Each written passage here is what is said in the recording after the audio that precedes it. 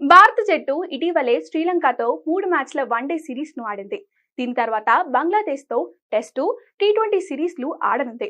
అయితే శ్రీలంక సిరీస్ తర్వాత బంగ్లాదేశ్ సిరీస్ మధ్యలో దాదాపు 40 రోజుల గ్యాప్ ఉంది.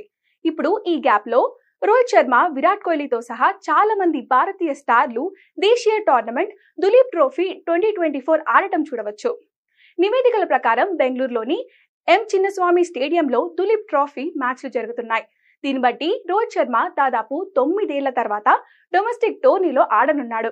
అయితే రోహిత్, కోహ్లీలు సాధారణ జట్ల సభ్యులుగా ఉంటారా లేదా కెప్టెన్లుగా బరిలో దిగుతారా అన్న దానిపై క్లారిటీ లేదు.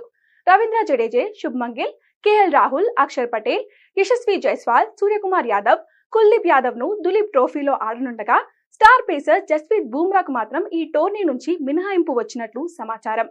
ఈ టోర్నీని ఆంధ్రప్రదేశ్లోని అనంతపురం వేదికగా నిర్ణయించారు. అనంతపురంలోని రూరల్ డెవలప్మెంట్ ట్రస్ట్ కి చెందిన స్టేడియం ఈ టోర్నమెంట్ కి ఆతిథ్యాన్ని ఇవ్వబోతుంది. సెప్టెంబర్ 5వ తేదీన దులీప్ ట్రోఫీ తొలి మ్యాచ్ జరగనుంది. ఈ ట్రోఫీ 22వ తేదీ వరకు కొనసాగుతుంది. అంటే దాదాపుగా 3 వారాల పాటు జాతీయ జట్టు క్రికెటర్లు అనంతపురంలో మకాముండబోతున్నారు.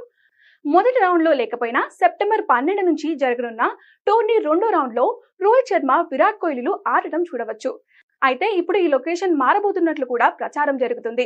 క్రిక్ బజ్ లో వచ్చిన కథనం ప్రకారం వేదికలో మార్పు ఉండవచ్చు. ఎందుకంటే ఇక్కడికి అంతర్జాతీయ విమానాలకు అవకాశం లేకపోవడం కారణం కావచ్చు.